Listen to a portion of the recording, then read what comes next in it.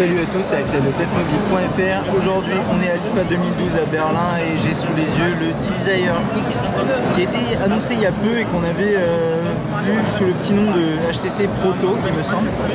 Et donc c'est un appareil voilà, qui continue, qui utilise le nom Desire, qui reprend le design typique HTC d'ailleurs qu'on a vu sur le One X, etc., et surtout qui ressemble beaucoup au Desire C, mais juste en plus gros.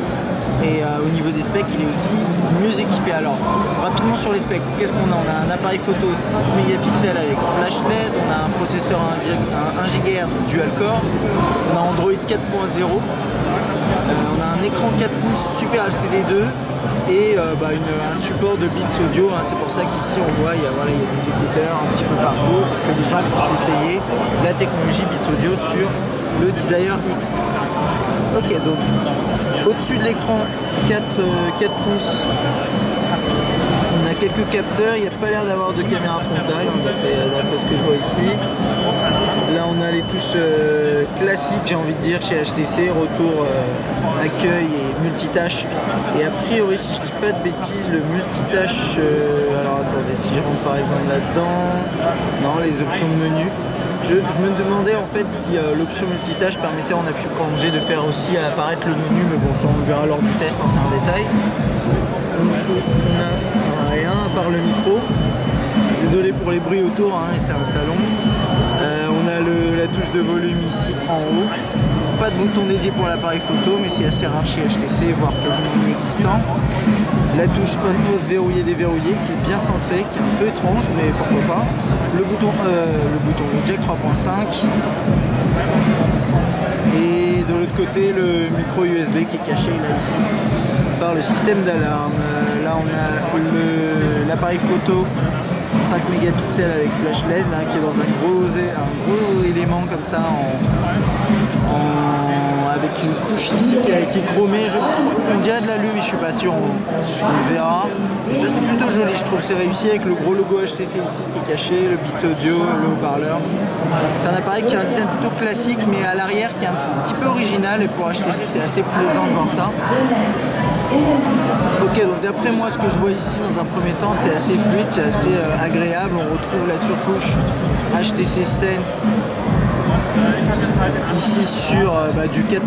Je pense que ça doit être quoi, du 4.0.4, ouais voilà c'est ça, 4.0.4 avec HTC Sense en 4.1. Du coup, hop, on retrouve ce système là, voilà, de widget. Assez agréable, donc avec la gestion des pages d'accueil ici, la navigation dans les widgets ici, les applications, les raccourcis de cette façon, mais ça on le connaît bien avec le temps. Toujours quelques widgets qui se ressemblent tous, mais qui sont plutôt bien.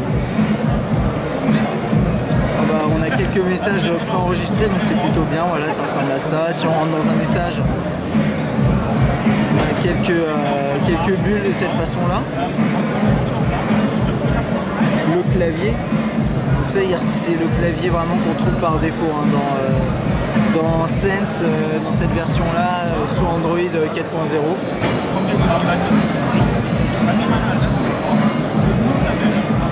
Quand on passe un appel, on a des on essaye de passer un appel, on a des propositions qui s'affichent.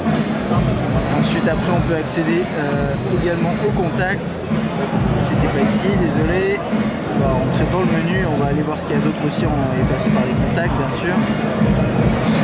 Voilà, hop. Donc on a les contacts qui s'affichent, qui peuvent disposer également, qui peuvent être synchronisés avec les réseaux sociaux. On peut les mettre à jour, accéder à la galerie, etc. Vraiment le classique HTC, mais dans une interface ici qui est, ce que j'aime bien, c'est qu'il est plutôt, ce terminal est plutôt fluide. Un petit dual core 1 GHz, mais qui tourne bien. Voilà, donc là c'est à peu près tout ce que j'ai à dire. Je pense que pour le reste c'est classique. C'est classique et on verra niveau performance comment il s'en sort lors d'un test. Voilà, je vais juste faire un dernier petit tour par le lecteur musical pour voir un petit peu, c'est celui-là. Celui où vous avez vos applications musicales ici, votre bibliothèque qui s'affiche de cette façon-là, etc. Voilà.